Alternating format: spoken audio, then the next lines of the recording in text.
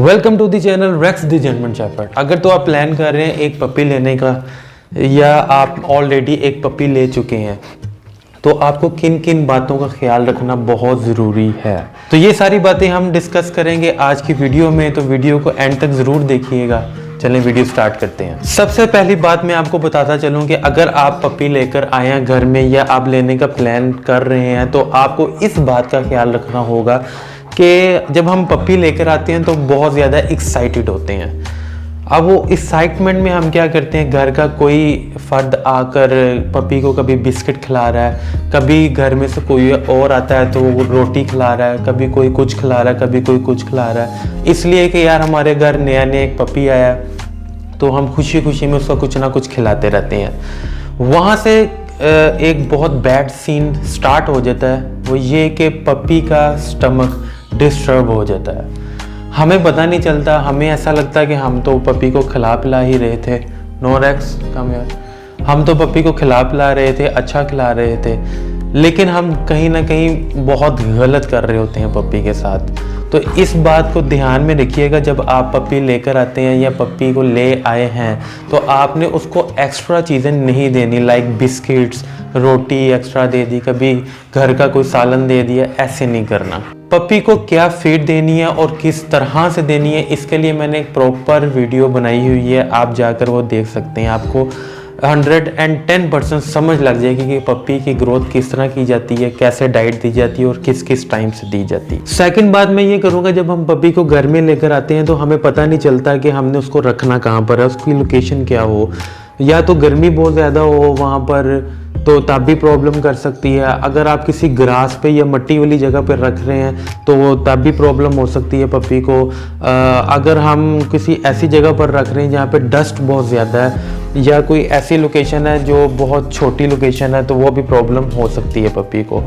अगर हम ग्रास में छोड़ देते हैं तो ग्रास का रीज़न ये होता है कि यार वो उस जगह पर ना काफ़ी कीड़े मकोड़े होते हैं या लकड़ी के पीसेस होते हैं या कुछ ऐसी चीज़ें होती हैं जो पपी के लिए हार्मफुल हो सकती हैं। तो पपी को पता नहीं होता, वो हर चीज़ को बाइट करना स्टार्ट कर देता है और उसको निगलना भी स्टार्ट कर देता है। तो अगर वो ये चीज़ निकल जाता है तो पपी को वॉमिटिंग लग जाती है, उसका स्टमक डिस्टर्ब होता है। अगर पपी को वॉमिटिंग हो रही है या कोई ऐसी चीज़ हो रही है, पपी खा पी नहीं रहा है, तो उसकी तकरीबन 50-70% मैंने रीज़न यही देखी है कि पपी के गले में या स्टमक में कुछ ऐसी चीज़ चले जाती है जो उसके लिए हार्मफुल होती है। तो आपने इस बात की एहतियात करनी है। थर्ड नंबर पे मैं ये बात करूँगा कि आपने पपी को रखना कैसी जगह पर है, मतलब कि उसको लोकेशन कितनी प्रोवाइड करनी है और वो लोकेशन कैसी होनी चाहिए।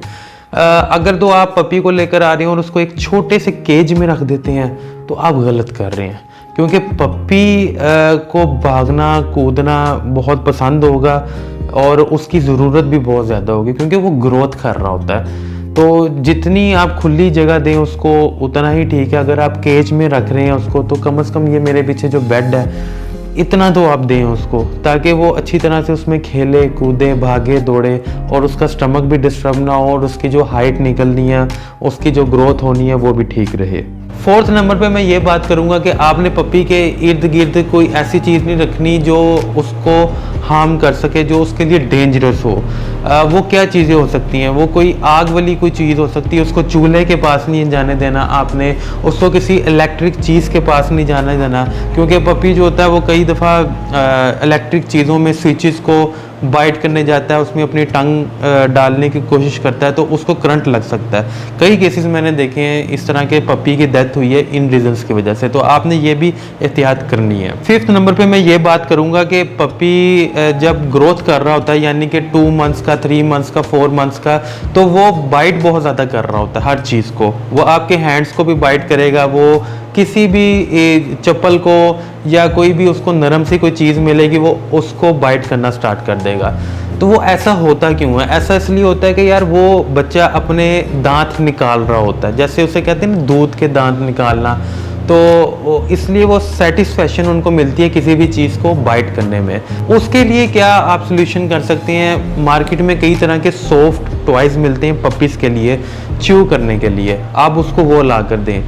अगर वो किसी चीज़ को बाइट कर रहा है तो आपने उसको डांटना या मारना बिल्कुल नहीं है, आपने उसके आगे वो जो टॉय है वो कर देना। 6 नंबर पे मैं ये बात करूँगा कि जब हमारे पास पपी आता है तो हम एक्साइटमेंट में ना उसके साथ बहुत खेलने लग जाते हैं। अब खेलते किस तरह है, उसको बार बार हम पकड़ते हैं, उठाते हैं, गोद में बिठाई रखते हैं, उसको दबाते हैं, वह इस तरह से करते रहते हैं। तो ये हम गलत करते हैं पप्पी के साथ। देखें, पप्पी बहुत सेंसिटिव होता है। जब हम उसको उठाते हैं ना तो उसकी बॉडी पे जोर पड़ता है। हम स्टमक से अगर उठा रहे हैं तो उसके स्टमक पे जोर पड़ेगा, वो वॉमिट कर सकता है। अगर हम उसको किसी और तरीके से हाथ से उठा रहे हैं तो मैंने तो कई लोगों को ऐसे भी देखा कि वो ऐसे कान पकड़ के ऐसे उठा रहे होते हैं। तो ये कितना गलत करते हैं हम, क्योंकि उनकी बोन्स जो होती हैं वो बहुत सॉफ्ट होती हैं, वो भी ग्रोइंग पीरियड में होती हैं, तो उसको कोई ना कोई नुकसान पहुंच सकता है।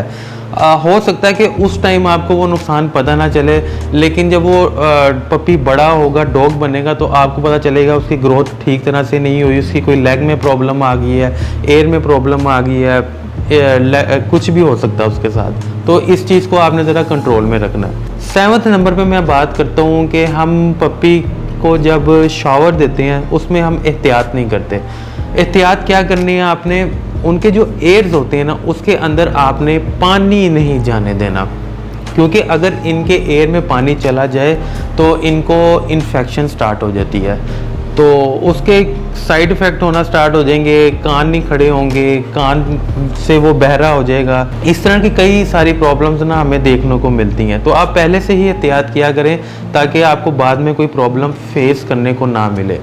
तो ये थी आज की वीडियो। अगर आपको इस वीडियो से कोई इन्फॉर्मेशन मिली है तो हमारे चैनल को सब्सक्राइब लाजमी करें, वीडियो को लाइक लाजमी करें ताकि मुझे मज़ीद मोटिवेशन मिले और मैं मज़ीद इस तरह की वीडियोस आप लोगों के लिए लाता रहूं। Thank you so much.